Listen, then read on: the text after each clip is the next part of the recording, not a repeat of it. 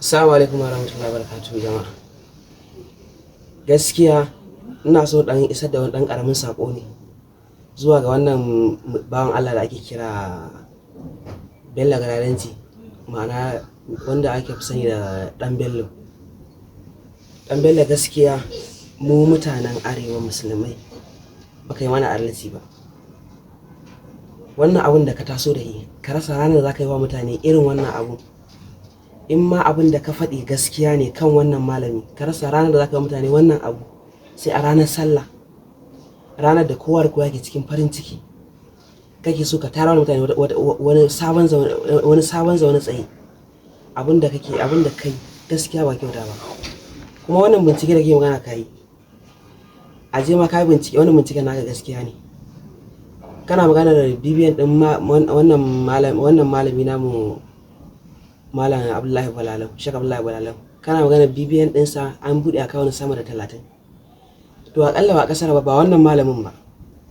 Ni kankin kaina da yanzu in ka tsaye ni fito ma da 100 za ta gagara a gare ni. Bibiyan ɗina na buɗe akawun aƙalla ba ƙasar ba ya haura 10 da shi. Ina ga irin wa'annan manyan mutane. Ko a ƙasar nan akwai wata doka da ta ce ga iya adadin akawun da za ka iya buɗewa da bibiyan ɗinka.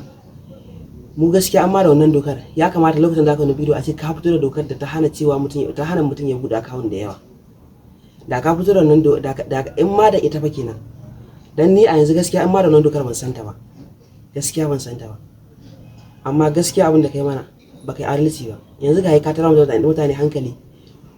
Baka taya mu jimamin mutanen mu da aka kashe a jihar Edo ba. Mutanen mu Kanawa, yan uwanka musulmai.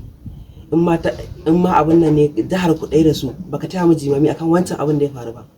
Ka zo kana ɗauke hankalin mutane da wannan abin da kake cewa kai da wata jaridan menene kun binciko. Gaskiya baka mana adalci ba. Gaskiya.